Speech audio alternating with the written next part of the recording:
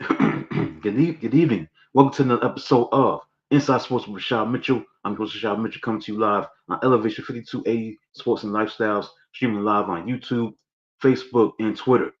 I'm your host Rashad Mitchell. It's great to be back once again for the 12th episode of Inside Sports with Rashad Mitchell for August 1st, the first of the month. So we'll be back for another month of doing this show. I started this show back in May, June, July, and now it's the fourth consecutive month of me doing this show, Inside Sports with Rashad Mitchell, on episode 12. Let's get into it, man. We're going to get to sports headlines that to cover tonight. Let's get into the sports headlines first.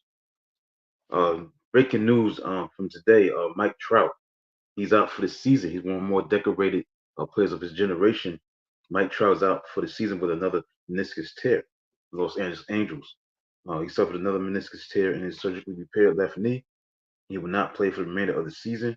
It's another crushing development for the generational superstar that has been hampered by injuries in recent years. So unfortunately, he's not going to be back. He said in a quote, "Playing and competing is a huge part of my life.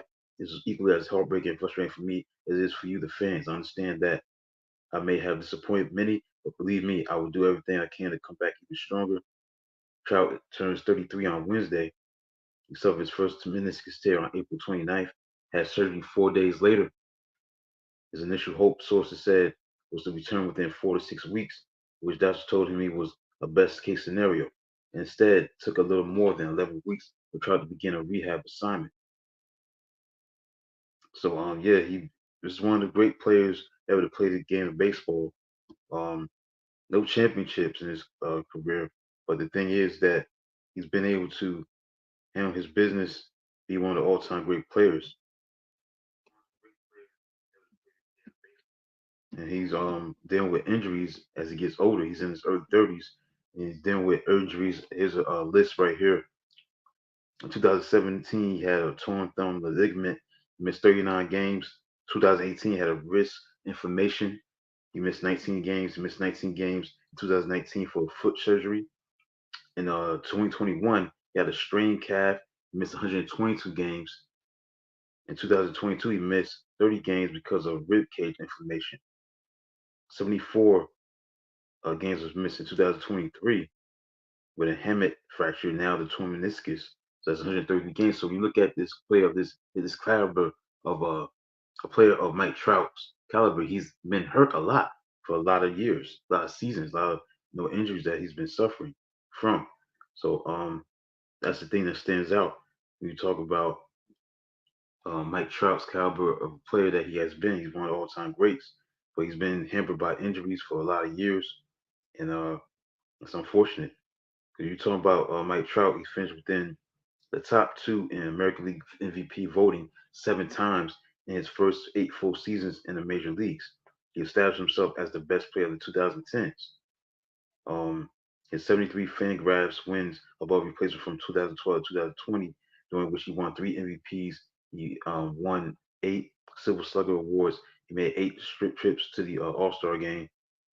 So he's been one of the dominant players of his generation, but he's been hampered by injuries and it's a tough situation. If you're a Angels fan of Los Angeles, and he's out for the season due to the tear meniscus, a torn meniscus, and that's unfortunate. So he's one of the best players out there. In his knee, he has a torn meniscus in his surgically repaired left knee. So he will not play the remainder of the season because of that. So all the best for the Mike Trout that he plays better next year, gets better next year. Um, that he comes back stronger. Like he said in the quote, looking forward to coming back even stronger. In his quote that he made today. Right. In other news, in sports headlines, the judge rules for NFL overturns 4.7 billion Sunday ticket verdict. A federal judge overturned a jury's 4.7 billion verdict in the class action lawsuit that was filed by Sunday ticket subscribers against the NFL and has granted judgment to the NFL. U.S. District Judge Philip Gutierrez ruled Thursday that the testimony of 2 witnesses for the subscribers had flawed methodologies and should have been excluded. According to Gutierrez, he wrote at the end of his 16-page ruling that the testimonies of Dr. Daniel Rasher and Dr. John Zona, a reasonable jury could have found class-wide injury or damages. So in a statement released Thursday night, the league said it was grateful for the judges' ruling. So we believe that the NFL's media distribution model provides our fans with an array of options to follow the game they love, including local broadcasts of every single game on free over-the-air television. The NFL said in a statement, said we thank Judge Gutierrez for his time and attention to this case.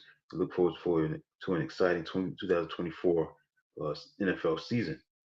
So the jury on June 27th, awarded 4.7 billion in damages to residential and commercial subscribers after it ruled the NFL violated antitrust laws in distributing out of market Sunday afternoon games on a premium subscription service. So the lawsuit covered 2.4 million residential subscribers and 48,000 businesses in the United States who paid for the package on DirecTV of market games from the 2011 through 2022 seasons. So the jury of 5 men and 3 women have found the NFL liable for $4,610,237,671 and 74 cents in damages to the residential class home subscribers and the 96, I think it was 4 million, excuse me, 4,610,331,671 at least 74 cents for the damages to the residential class home subscribers and 96,928,272 and damages to the commercial class business subscribers. Since damages can be tripled under federal antitrust laws, the NFL could have been liable for 14,121,779,833 leave 92 cents. I think that's the correct amount. But it's not the first time the NFL has won a judgment as a matter of law in this case, which has been going on since 2015. Okay, let's get into some Olympic news. Katie Ledecky became the most decorated American woman in Olympic history because she, with a silver medal Thursday in the 4 by 200-meter relay, Ledecky won her 13th medal. She broke a tie with swimmers like Natalie Coughlin, Jenny Tapson, and Dara Torres. Now Ledecky has 8 gold medals, 4 silver medals, and 1 bronze medal in her Olympic career.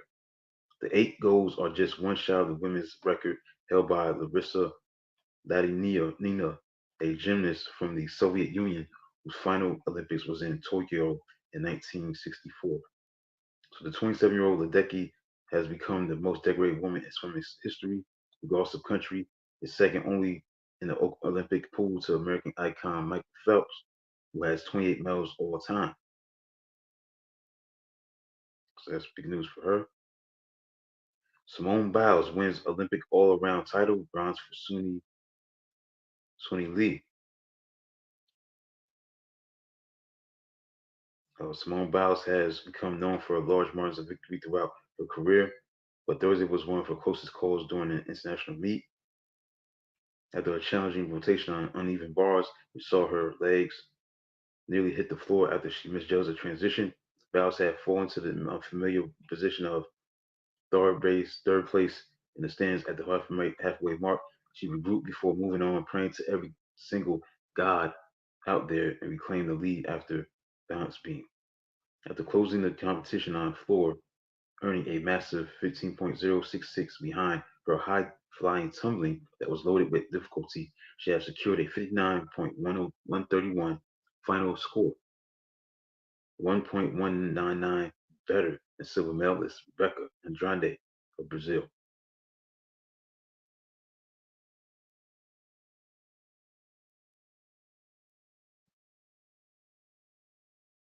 So, congrats to her winning her gold medal in the all-around. This was Bow's sixth career Olympic gold medal and ninth medal overall. She's the first female gymnast to win 9 career medals at the Games since Nadia Comaneci in 1980.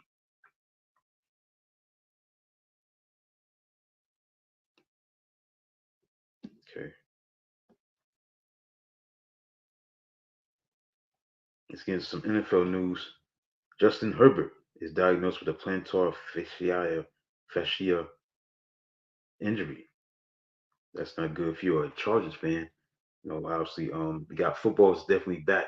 When you look at the Houston Texans and the Chicago Bears, they playing right now. We'll get to that shortly. But in football news, yeah, Los Angeles Chargers quarterback Justin Herbert was diagnosed with a plantar fascia injury in his right foot at the Wednesday's practice that will put him in a walking boot for 2 weeks. He's going to be in a walking boot and he will be on gradual return to play protocol. But he's expected to be ready to play at the beginning of the season. Herbert has moved without any limitation through the first week of camp. On Wednesday, he sprinted into the end zone for a score on an 11-on-11 period and celebrated with teammates. When you look at Herbert, he's one of the more durable quarterbacks in the NFL through his first 4 seasons. He has started 62 consecutive games, the second longest active streak for a quarterback for a fracture to his right index finger in week 14. Last year ended his season. So the backup to Herbert, just in case he's out, a long period of time, is Easton Stick. He went winless in the final 4 games for the Chargers. Got Max Duggan and Casey Bowman. Ballman are the other quarterback for the Chargers. In other news, DeAndre Hopkins, he's out with a knee injury. He's out 4 to 6 weeks for the Tennessee Titans. He suffered that knee injury during practice recently. He's going to be out 4 to 6 weeks. So he was seen wearing a wrap on his left leg during an individual period early in Titans practice Wednesday. He took part in practice Wednesday before leaving the field early with Director of Sports Medicine Todd Torselli. Titans didn't have practice Thursday and Friday's practice close to media. So what the Tennessee Titans are going to do now, they're going to turn to third-year receiver Traylon Burks to take the first team reps in place of Hopkins.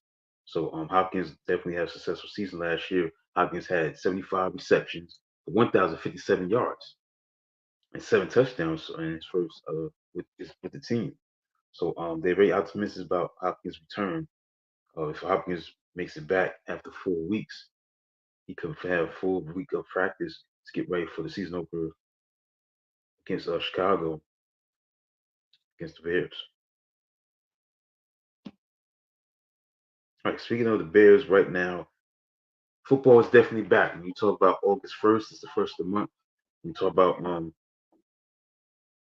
August, you know that football is back. We have a preseason game, a Hall of Fame game. On behalf of the Hall of Famers, I'll get to that real shortly, break down who's going to be inducted to the Hall of Fame this coming Saturday. But when you look at the Hall of Fame game, you know that football is back. You're a football fan, casual football fan, even don't have a favorite team, you know that football is back in effect. And right now we got the Hall of Fame game, 150 to go in this first half. Houston's leading 10-7, but Houston's looking to add to their 3-point lead and make it a 10-point lead. Right now they're second and goal at Chicago in their territory. See if they can score, and they do. That's a touchdown. I think it's a touchdown for the Texans.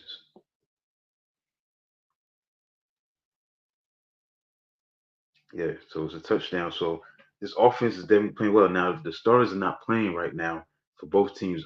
Caleb Williams not playing for Chicago. Neither is C.J. Stroud for the Texans, respectively. So the starters, quarterbacks are definitely not playing. I'm not sure if the starters outside the quarterbacks are playing tonight. But right now the Texans lead 17-7 with 144 to go in the first half. So football is back. Let's look at the stats. Davis Mills is playing very well. 10 of 13 for 102 yards, averaging 7.8 yards per pass, 1 touchdown. Playing very well. Then you got Case Keenum, 6 of 7 for 63 yards passing. He threw a touchdown tonight. So both quarterbacks have played well for Houston. But most of the stars that have not played are what I see with the stats. For the Bears, Brett Rippon, 1 touchdown pass, 3 for 5 for 41 yards. Colin Johnson scored a touchdown from 20 yards.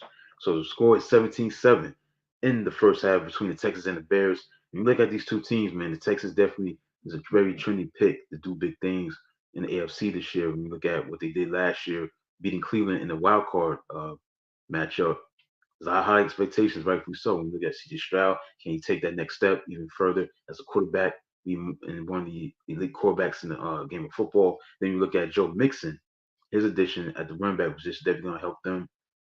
Obviously, Stephon Diggs. So this team definitely has a lot of high expectations. Can they live up to those expectations as a team that expected to do a lot by the experts? So we'll see what they can do compared to last year. Will it be a sophomore jinx, or will this team be for real? And to take the next step and move to possibly a conference championship, something like that. As far as that's concerned, they lost to Baltimore in the playoffs last year. After they beat Cleveland the week before. So you're gonna see how much they've taken, what's how big a step they're gonna take this year. Because now when we look at Houston, Texas, they're gonna be the hundred. They're gonna be on national TV a lot. People not gonna overlook them. They're not gonna sneak up on anybody. So once you have that kind of run previous year that they had, the following year everybody gonna know what you're doing. You see, they play in the Hall of Fame game, even though it's a preseason, but that's a big deal for the Texas franchise. To now, obviously, they got Andre Johnson going to the Hall of Fame. He used to play with Texas, but still, the Texans have a lot of high expectations, and then you start the preseason, playing in this kind of game, the bright light's gonna get brighter. So we're gonna see how good the Texans are. So we'll see about that. The Bears definitely they have been struggling to get a top flight quarterback in a long time. You gotta go back to Sid Luckman. The last time they had a truly a great quarterback of the highest order. Caleb Williams is that guy. Is he gonna be that guy? Is he that guy? That's gonna be the next great one. Because they've been struggled throughout the years, decades, trying to find that great quarterback for Chicago. Chicago's definitely a flagship franchise. I think they won like 9 NFL championships. The school didn't even know what took place in '85 with the Super Bowl that they won in '85. When you talk about the NFL, it's been around way past the Super Bowl era, way before the Super Bowl era began, 1966. So when you look at the situation with Chicago Bears is a storied franchise. You know what I'm saying? They won 9 championships, including that Super Bowl in '85. And they can't find a quarterback that's really, really good, top flight. Sid Luckman is the closest, maybe the best quarterback ever to play for that franchise. Yes, Jim McMahon was pretty good, but he was not, all time great, Hall of Fame caliber quarterback that he could have been. This wasn't the case. But this is a franchise that has the records, man, for the most enshrinees in the Pro Football Hall of Fame. Obviously, got Steve McMichael going to the Hall of Fame. They got the most retired jersey numbers. So you look at the Bears, they don't take a back seat to anybody. They got a lot of championships. They won 9 championships, 9 league championships. Pre 1970 AFL NFL merger, they had won 8 championships. 1921, 1932, 1933, 1940, 1941, 1943, 1946, 1963. They won that Super Bowl in 1985. So all together, they got 9 championships. So they don't take a back seat to anybody. They're that dominant of a franchise. The only problem is the quarterbacks that they've had over the years have not been that successful. Sid Luckman may be the best to ever play for the franchise. Sid Luckman.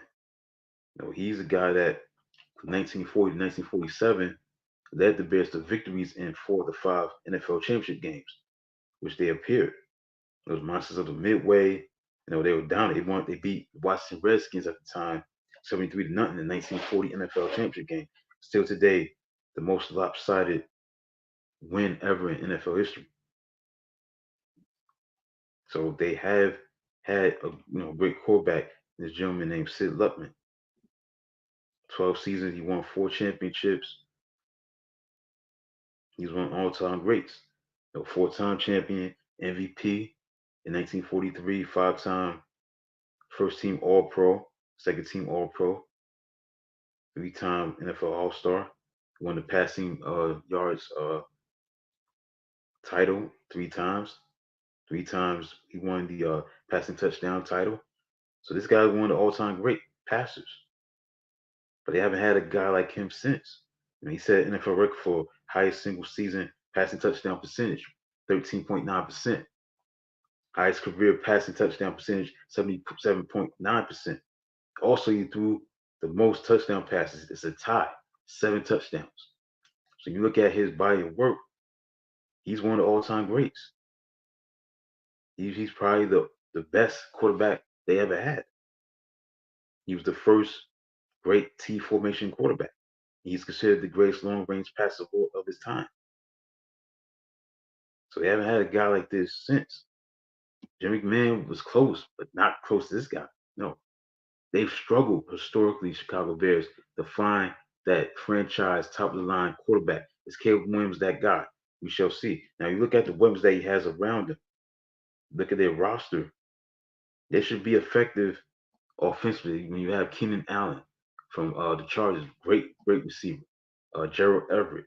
I think the running back that used to play with the Eagles, DeAndre Swift, I think, is on the team this year. Let me look at their roster, their depth chart.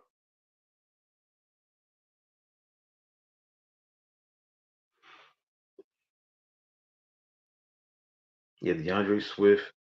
Also, they got Rome Dunzy from Washington, the rookie wide receiver. So they look really good on paper, really good. You look at their roster. You look at the talent that they have. DeAndre Swift, you know, he's very pretty good. He's pretty talented. Keenan Allen, you got him. Roma Dunzy. So they got talent on offense. Gerald Everett. This offense should be very explosive from an offensive standpoint. You know what I'm saying? Caleb Williams should be pretty good. Now he's not going to take the lead by storm that fast, but you got to learn a lot about the game. But I think offensively should be effective halfway, way more than halfway decent. You have the weapons that he's going to have at disposal.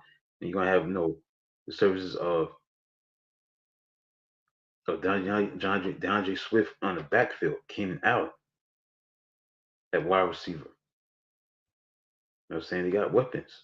So I don't think they're going to win the Super Bowl or go to the playoffs, but they got talent. So we'll see. All right, so right now that's the halftime situation. It's at halftime, 17-14. The Bears scored a touchdown before half. 17-14 is the score.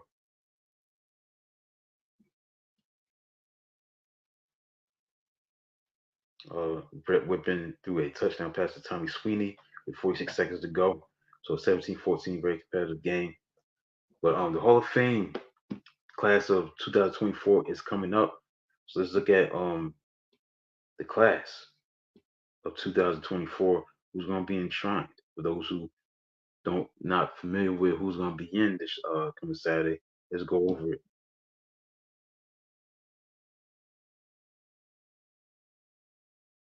Let's get into it.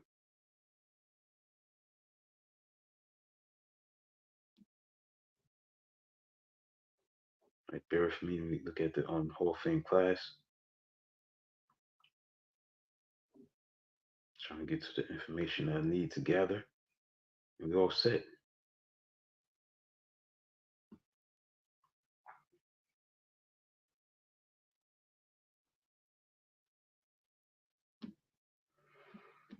And let's try to go another way, find it. Just to go over the Hall of Fame class this coming Saturday, as they're going to get enshrined this week.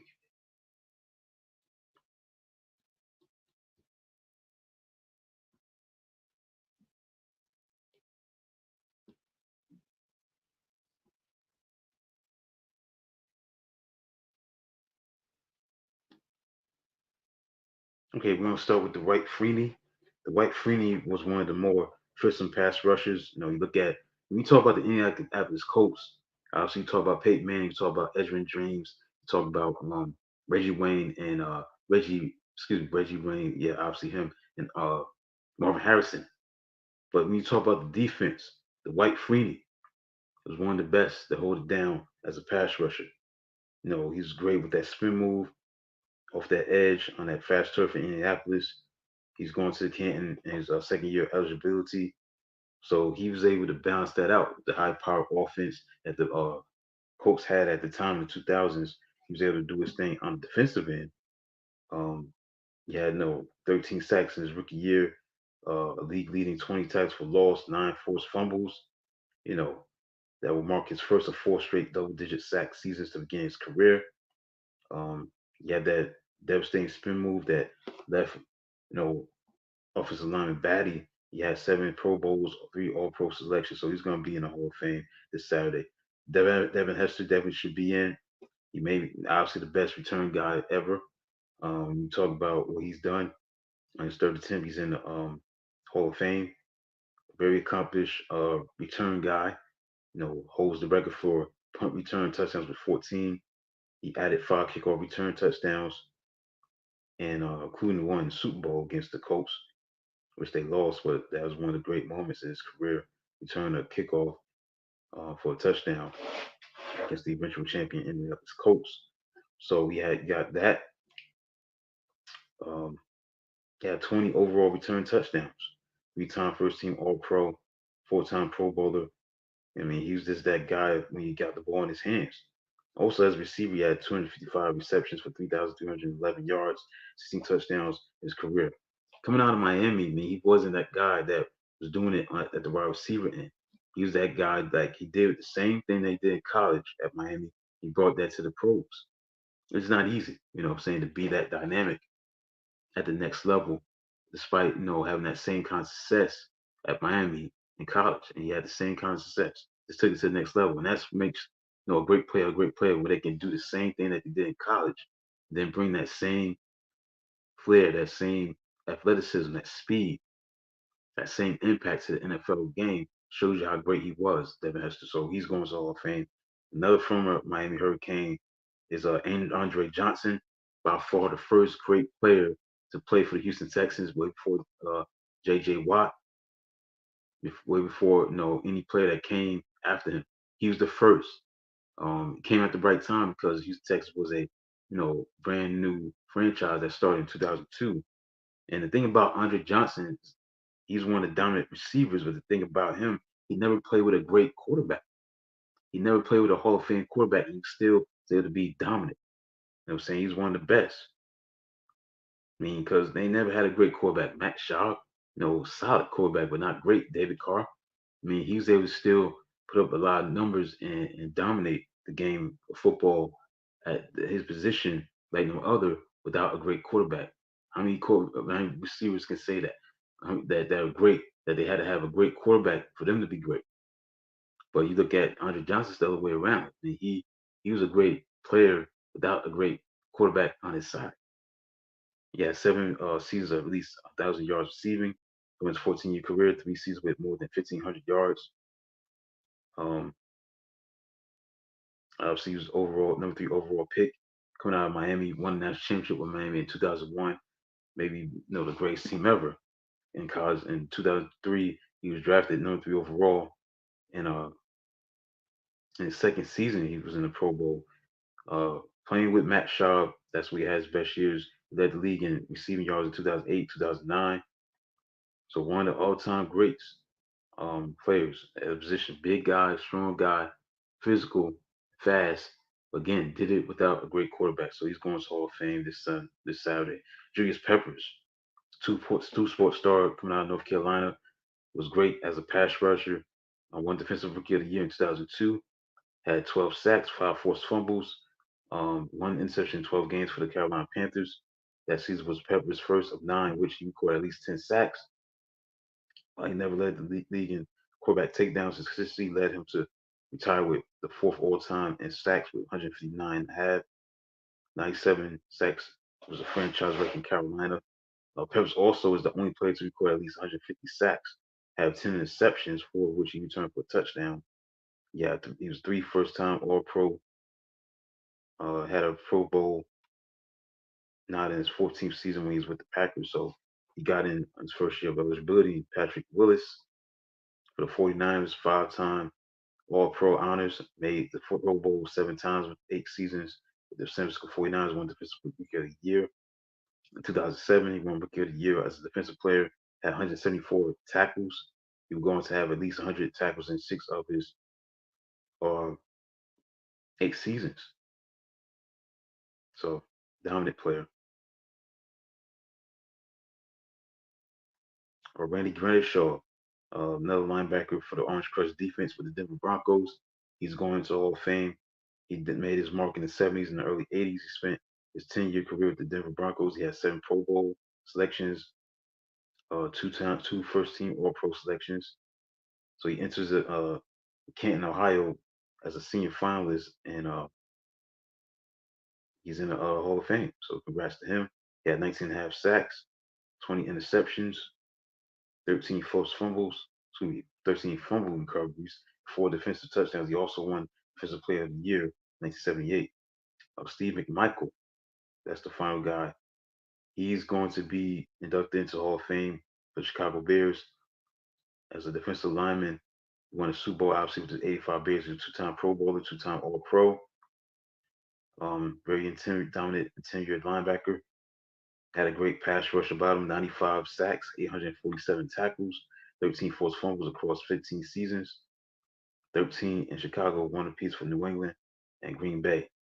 Of course, he's battling ALS. So best wishes to him. So these are the guys that's going to be inducted to the Hall of Fame this coming Saturday. Dwight Freeney, Devin Hester, Andre Johnson, Julius Peppers, Patrick Willis, Randy Grettishaw, and Steve McMichael. Those are the class of 2024. Okay, so that's it for that. Let's get into some baseball recap. Look at the standings. Then I get into the memorable baseball home runs, 101 memorable baseball home runs, and baseball history. Let's get into the baseball landscape of things. Let's get into the scores that took place today on the first of the month, August. Braves right now is leading 4-2 over the Marlins with in the bottom of the eighth with 2 outs.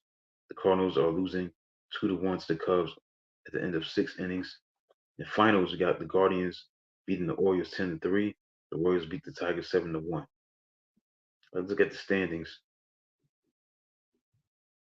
Okay, we got a tie in the American League East between the Baltimore Orioles and the New York Yankees. The Yankees are playing great. They won 5 in a row. Played very well against the Phillies this week.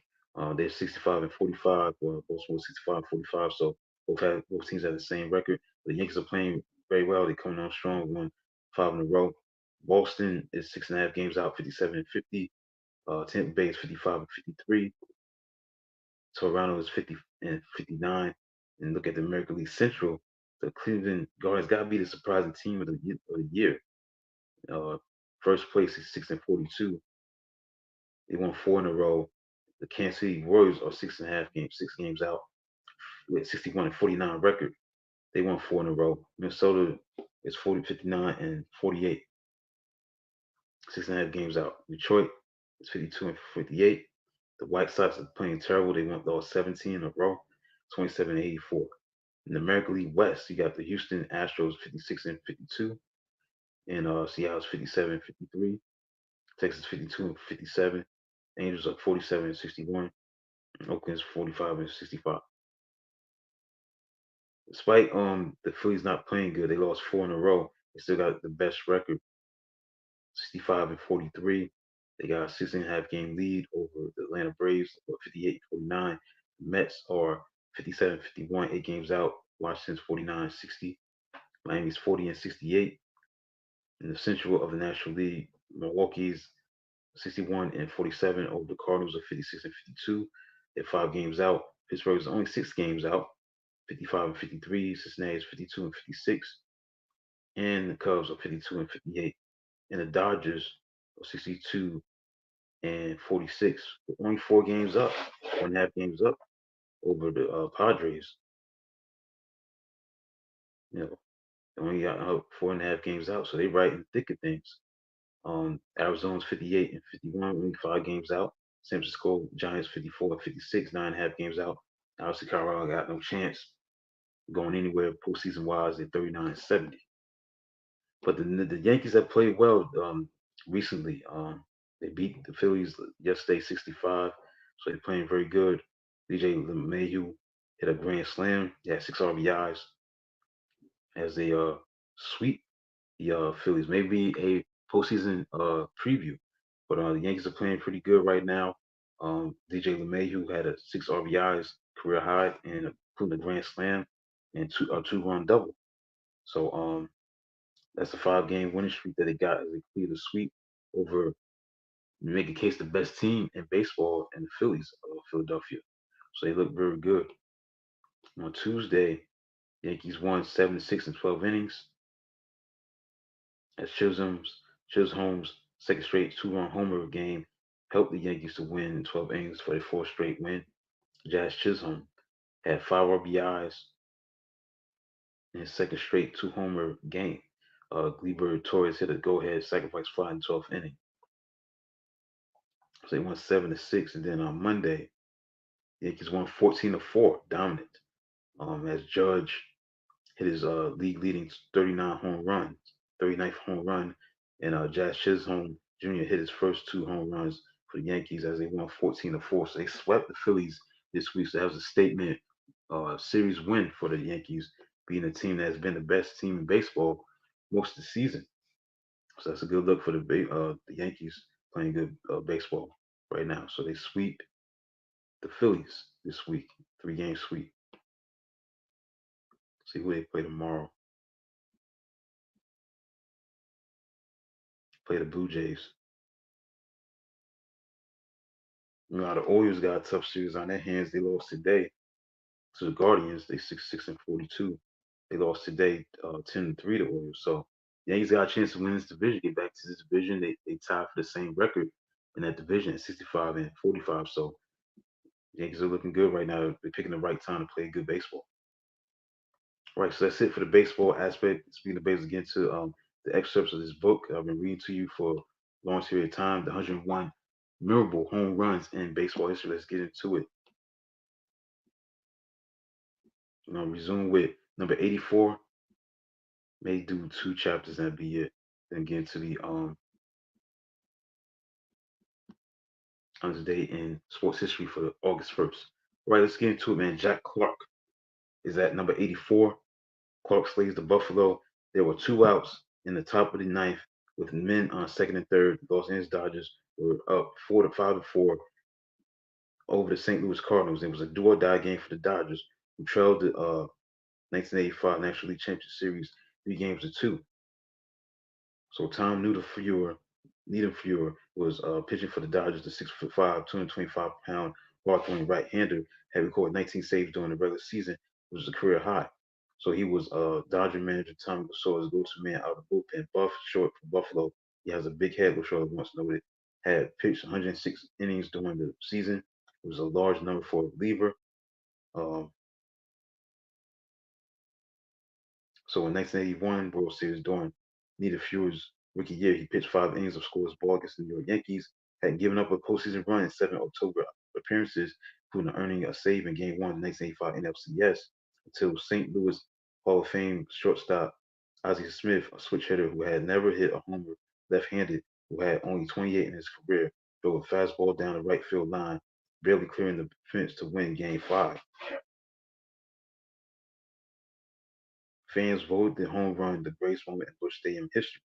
So in Game 6, Newfield was called upon again. This time he placed Dodger starter Oral Hershiser, who had earned into the 7th inning with a 4-1 lead.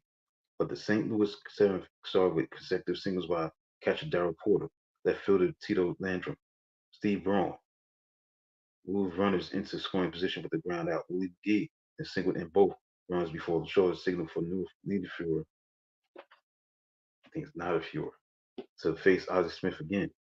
Smith tripled in the tying run.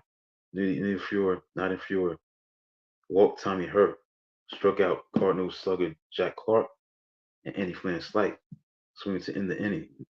Niederfuer retired the Cardinals in early in the 8th. In the bottom of the 9th inning, outfielder Mike Marshall hit a fly ball to right that kept drifting before landing over the fence to give the Dodgers the lead. They were 3 outs away from forcing the Game 7. The type of the ninth opened with pinch hitters Cesar Cedeno striking out. Then center fielder William Gee came with the back single, stole second.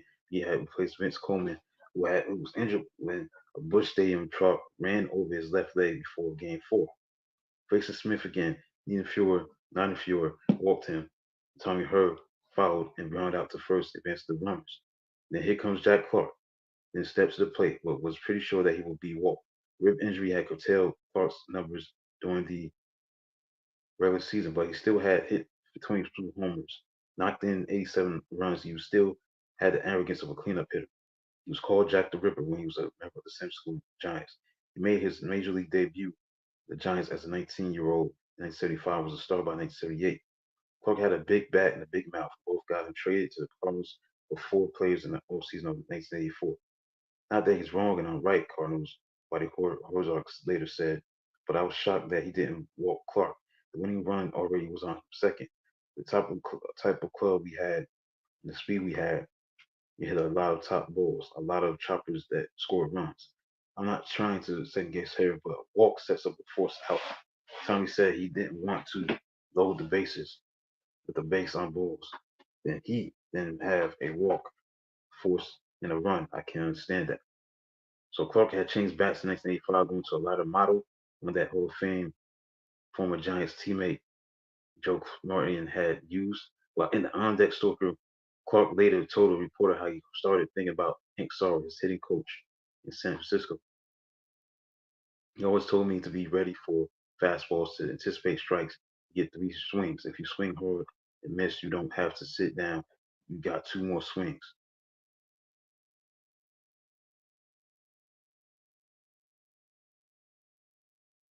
So in the back of Clark's mind was this thought. They were going to put their arm up for the walk and then sit down real quick and try to throw a quick strike. Didn't happen. Didn't matter what the Dodgers were going to do. I said to myself, I was going to look for a fastball middle in. So the fastball came and it went like a bullet from a gun. Clark thought it was going to sail out of Dodger Stadium. When I hit it, I knew it was going. He told Gordon Eads of the Los Angeles Times, I always dreamed of hitting a ball out of Dodger Stadium. I never hit one out, not even in batting practice. I think maybe I reached the back wall. Dave Kingman and Willie Stargett had done it. I thought it was within reach. As Pedro Guerrero, the left fielder for the Dodgers, pulled up before the wall and dropped to his knees. The ball landed halfway up the pavilion in left field, and neither Fuhrer said he thought the ball would hit the Goodyear blimp on the way down. On deck, hitting Vandy fan Slyke told Eads it was a laser shot straight out of Star Wars. Fuhrer got the final out of the inning, but the Dodgers went meekly in the bottom of the ninth. St. Louis traveled to the World Series, though they lost in 7 games in the Kansas City Royals. To the Kansas City Royals. Dodgers manager Tom Lasorda was heavily criticized for pitching to Jason. I think it was Jack Clark. He didn't care. He done what he thought was right. Gotta be fun to Jack Clark. Got Jason Clark. Anyway, that was a big home run on October 16, 1985.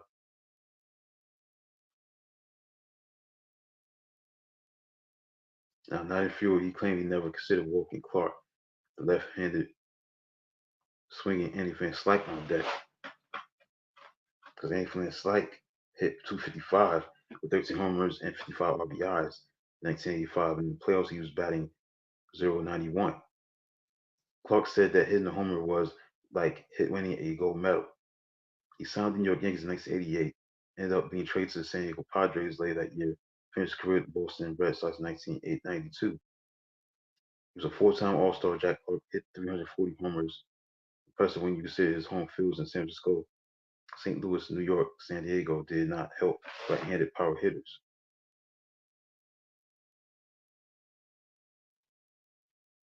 It was on October 15th, October 16th. I'm confused with the number, the dates. Let's double check that real quick.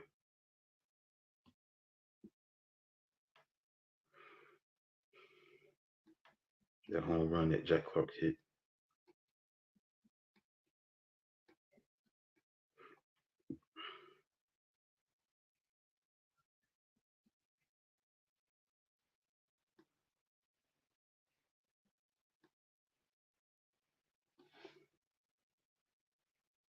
It was on October 14th.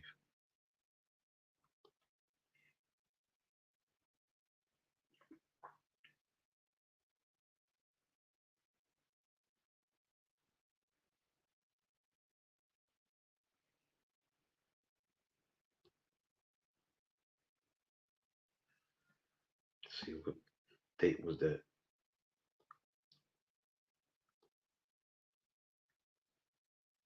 Okay, October 16th. That's when he hit the home run.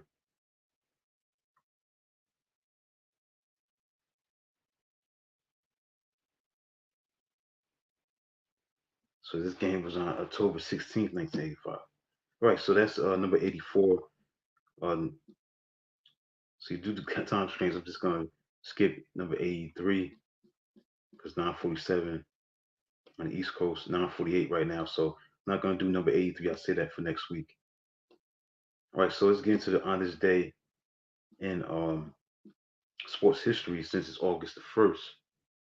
Let's get into the on this day in sports history for August the 1st.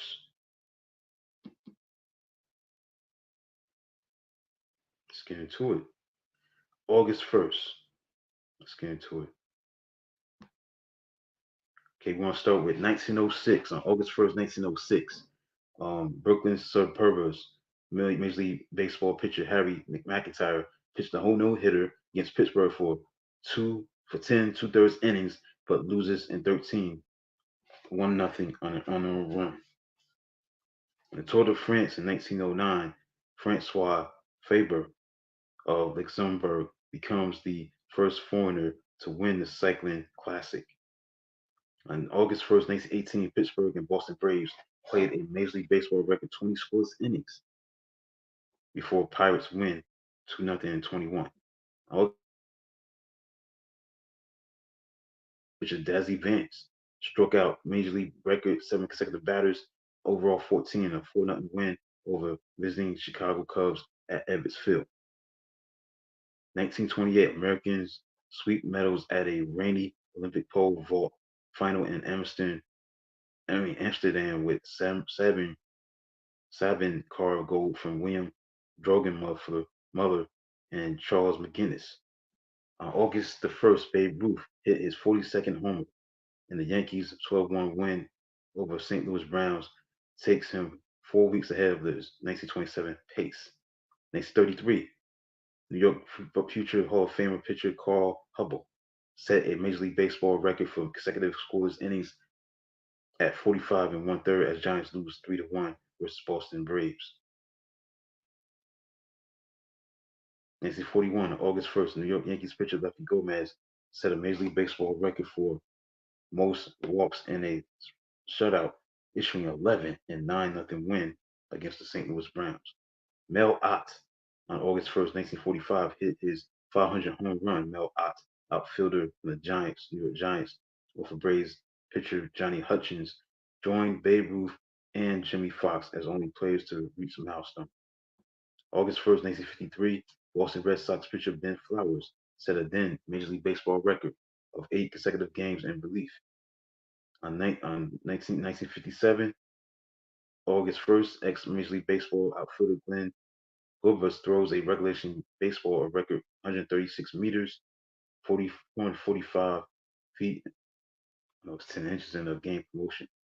In 1957, on August 1st, Gil Hodges hit his 13th Major League career grand slam, which was a National League record and the last ever by a Brooklyn Dodger player. August 1st, 1962, Boston Red Sox pitcher Bill Monbouquet pitched a no-hitter against Chicago White Sox at White Sox Park, winning 1-0. On August 1st, 1963, Walter Ash became the first African American tennis player to be named the U.S. Davis Cup team. August 1st, 1964, Dan Big Daddy Garlitz became the first drag racer to run the 1/4 mile at over 200 miles per hour, 201.34 miles per hour at Island Dragway, New Jersey. August 1st, 1969, 36 Chicago Charities College All-Star Game, the New York Jets beat the All-Stars 26-24. On August 1st, 1970, Willie Stargell, the outfielder Hall of Famer, smacked 3 doubles and 2 homers in a 20-10 Pirates win versus the Braves at Atlanta Stadium. Not having on this day. August 1st, 1973, go to 1972, Nate Colbert hit Major League Baseball record tying 5 home runs, including 13 RBIs, was the record as Padres beat the Atlanta Braves 9-0, 11-7 in a doubleheader. August the 1st, 1973, Major League Baseball All-Stars catches Thurman Munson for the Yankees and Boston Red Sox Carlton Fisk draw at home plate at Fenway Park. The Red Sox win 3-2. August 1st, 1973, struggling ABA club Virginia Squires traded star forward Julius Ervin to New York Nets for George Carter in cash. August 1st, 1976, Seattle Seahawks take the field for the first time in preseason game versus the San Francisco 49ers at the newly constructed King Dome in Seattle. Let's see, August 1st, 1976, look at the 21st Summer Olympic Games in Montreal, Canada, officially closed. August 1st, 1977, Willie McCovey, the first baseman of the San Francisco Giants, hit National League record 18th Major League career grand slam. August 1st, 1978, on August 1st, Atlanta Braves trounced Cincinnati Reds 16-4 as they halt Pete Rose's National League record hitting streak at 44 games.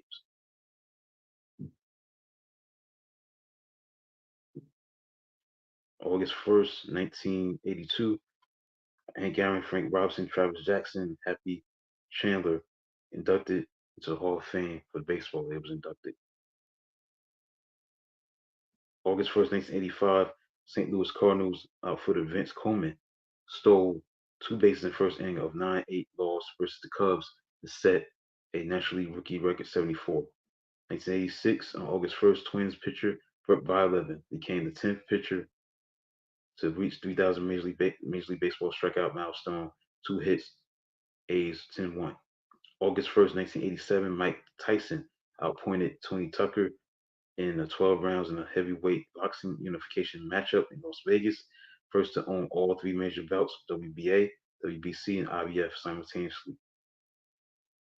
August 1st, 1993, 14-time Major League Baseball All-Star Reggie Jackson was inducted to the Baseball Hall of Fame in Cooperstown, New York. On August 1st, 1994, Baltimore shortstop Cal Ripken Jr. became only the second player after Lou Gehrig to appear in 2,000 consecutive Major League Baseball games in a 1-0 win versus the Twins. 1996, on August 1st, American athlete Michael Johnson won the 200 meter at the Atlanta Olympics in a world record 19.32 seconds to become the first man to complete the 200 meter, 100 meter double.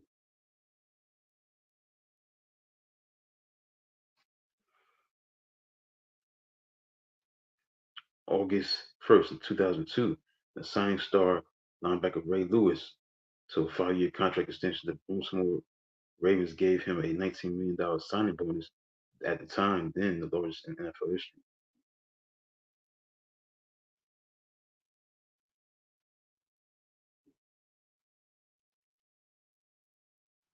And that's basically it. That was what took place on this day on August the 1st. That's it for today's show. Hopefully you enjoyed it. Covered a lot today. Hopefully you enjoyed today's show. The sports headlines. I talked about the Hall of Fame game between the Texans and the Bears, and the Hall of Fame inductees are going to be taking place on Pro Football Hall of Fame inductees that's going to take place on Saturday. I talked about that. The Major League Baseball situation with the regular season, went over the standings and stuff like that. Also talked about the Major League Baseball like greatest home runs, memorable home runs. I talked about Jack Clark. And on this day in sports history for August 1st. That's it for the show. The first show in the month of August. Off to a great start. Hopefully you enjoyed it. Episode number 12. Look out for the new article. I don't think it's posted up yet, but it's supposed to be about 1964 St. Louis Cardinals. I don't think it's up yet. Not so sure. I'll double check.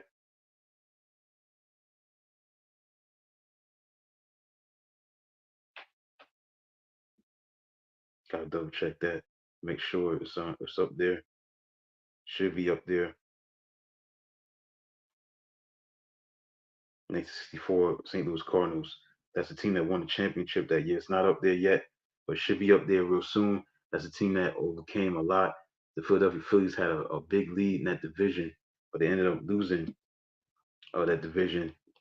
Fell into a slump at the wrong time, and that's when the Cardinals got hot at the right time, and they was able to win that division and went on to win the World Series, winning 7 games, beating the the New York Giants, I mean the New York Yankees, excuse me, the New York Yankees at the time. So they was able to win the World Series that year, 60 years ago. Um, Really knowing life at the Stan Musial. He's one of the best players to play. He had retired. They made a trade for Lou Brock. He used to play with the Chicago Cubs. That's when things really turned around for them. And Lou Brock hit 348. He was great at stealing bases. And but the thing about that year is that the Cardinals overcame a lot. They rallied to win the division because the Philadelphia Phillies had a 90-60 record, had a 6.5 game lead with 12 games to go, but they had one of the great collapses, epic collapses for the ages, and it was known as the Philly Fold. And Cardinals, the long story short, was able to win the division. They won 8 straight games in a row to end the season. Towards the end of the season, and the Phillies won 10, so they won their first pennant since 1946. They was able to beat the Yankees in 7 games. So check out that article whenever it comes out. It's not out yet, but it will come out eventually soon. I'll get into some college football articles coming up during the month of August, and definitely get into some NFL stuff, not just past tense stuff, retrospective stuff, but also current stuff for the season for the NFL and college football. So be on the look out for that with college football and NFL content. Just go to e52asports.com. But that new article that I wrote last week is not up yet. See what happens with that moving forward. It should be up real soon. So that concludes this episode number 12, the 12th episode of Inside Sports with Rashad Mitchell, every single Thursday night from 9 p.m. to 10 o'clock p.m. Eastern Standard Time, live on Elevation 52A Sports and Lifestyles, streaming live on Twitter, Facebook, and YouTube. Twitter, Facebook, and YouTube. Check that out on those platforms. It's streaming live right now on Twitter, YouTube, and Facebook. I'll be back next week for another episode of the 13th episode of Inside Sports with Rashad Mitchell as the episodes continue to pile up. Until then, talk to you next time, next Thursday night at 9 p.m. Live on Elevation 52A Sports and Lifestyles, streaming live on Twitter, Facebook, and YouTube. Until then, talk to you next Thursday night. Have a good night.